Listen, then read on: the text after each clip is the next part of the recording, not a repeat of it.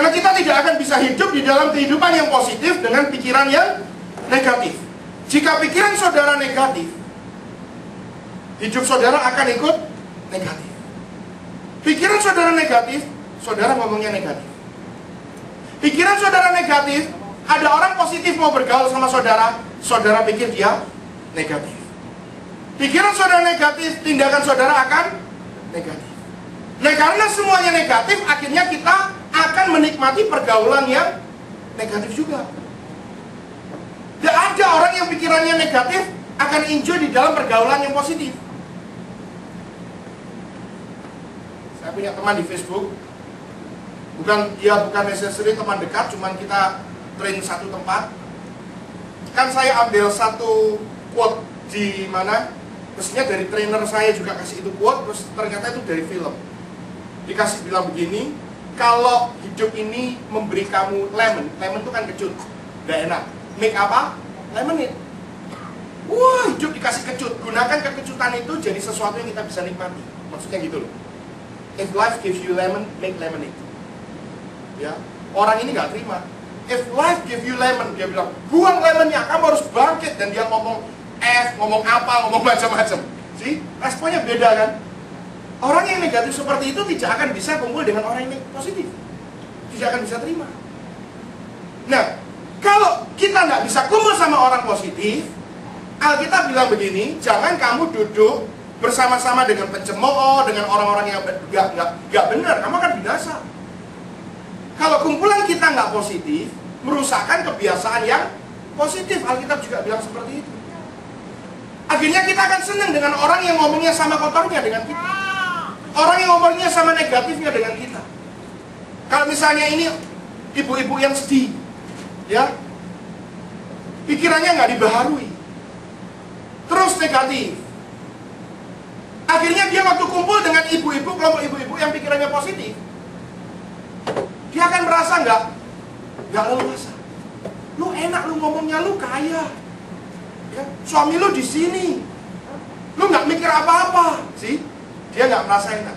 Akhirnya ada kumpulan ibu-ibu yang lain yang sama-sama senasib, yang sama-sama susahnya. Iya, aku ini susah. Oh iya, kalau gitu ini kumpulanku. Iya, ayo kita saling ngomong kesusahan kita satu dengan yang lain. Ya, nggak lama akan terjadi bunuh diri massal. Ya. Saudara, menurut saudara hari yang paling gak enak itu hari apa?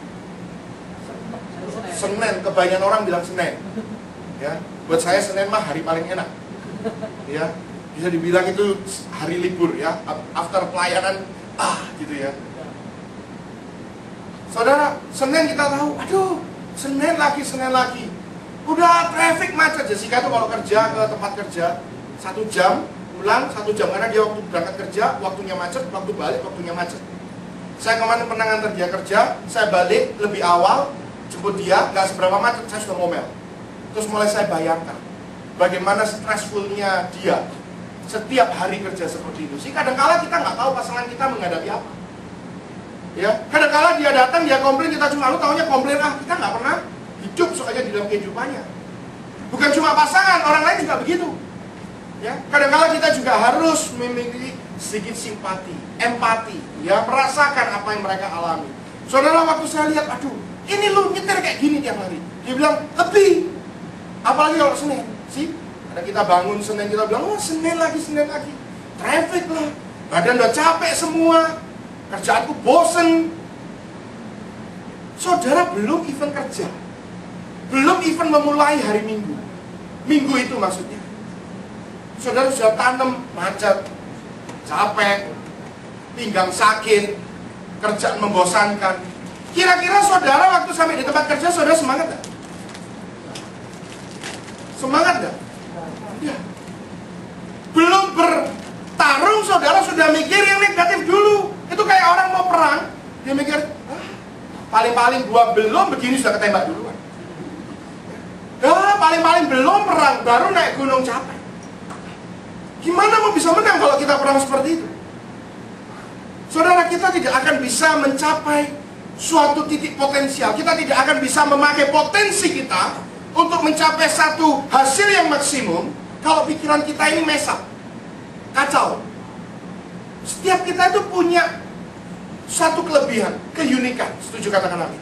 Tuhan taruh itu. Saudara jangan saudara pikir, memang ada satu orang lain dengan orang yang lain itu memiliki kehebatan yang lebih dari yang lain. Misalnya, orang itu hebat di bidang A, orang itu hebat di bidang B, lebih hebat dari kita, ya. Tapi saya percaya itu bukan berarti saudara tidak hebat.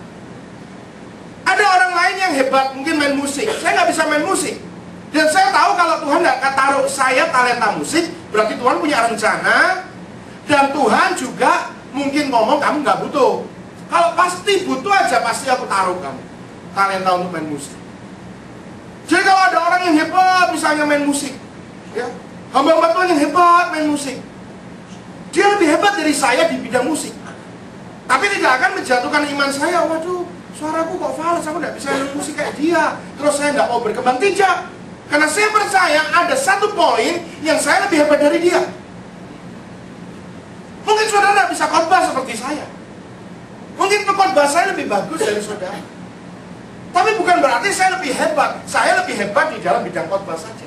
Tapi saya percaya ada hal-hal tertentu yang saudara lebih hebat dari saya. Karena semua kita adalah orang-orang yang hebat. Ayo jangan bengong. Oleh kanan kiri bilang, kamu tuh hebat, tahu nggak sih? Kamu tuh hebat. Kamu tuh hebat.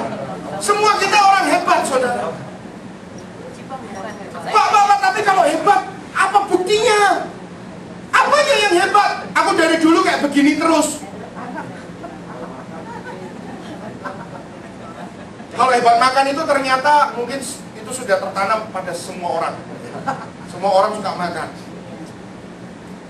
Apanya hebat? Kalau Anda sudah tahu, Anda bisa khotbah misalnya. Saya ini bisa apa? Apanya hebat? Tuhan tidak adil. Bukan. Bukan Tuhan tidak adil, bukan Tuhan tidak hebat. Engkau hanya belum menemukan kehebatanmu. Makanya hidupmu kadang kalah stuck. Kenapa engkau belum bisa menemukan kehebatanmu? Karena pikiran kita mesap. Tapi kalau kita turut firman Tuhan dikatakan, pikirkan semua yang mulia, semua yang benar firman Tuhan. Tuhan bilang kamu adalah biji mata, kamu adalah orang-orang yang hebat, semua yang adil, semua yang suci, yang manis, yang sedap didengar, yang disebut kebajikan, yang patut dipuji. Kalau pikiran kita mikir seperti itu terus, saudara akan hidup lebih damai. Amin. Kalau saudara hidup lebih damai, saudara bisa bersuka cita. Kalau saudara bisa bersuka cita, semua masalah kehidupan kita, pekerjaan kita, rutinitas kita sehari-hari, yang mungkin orang lain anggap itu membosankan, yang bahkan kita anggap dulunya membosankan, akan bisa kita kerjakan jauh lebih mudah. Amin. Akan kita bisa kerjakan jauh lebih gampang. Akan kita bisa kerjakan jauh lebih mengucap syukur.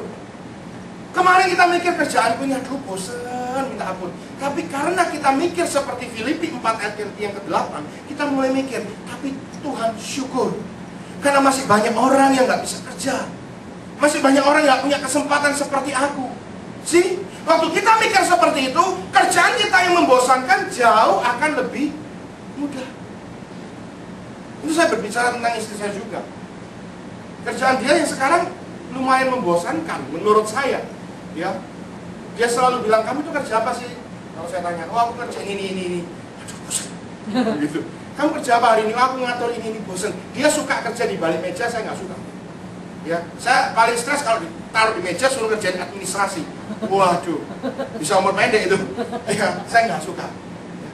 Ya, tapi puji Tuhan dia dapat proyek baru lagi, dan proyek barunya ini lebih menarik, ya kan? Mungkin salah satunya kerjaannya keren juga, saudara. Jadi mereka buat game, ya, game buat orang-orang yang veteran yang cacat itu otaknya apa ya, mereka suruh main, terus diselidiki, ya, kejiwaannya dan lain sebagainya, ya. Jadi kalau yang hobi main game bisa ikut itu tes, ya, puji Tuhan.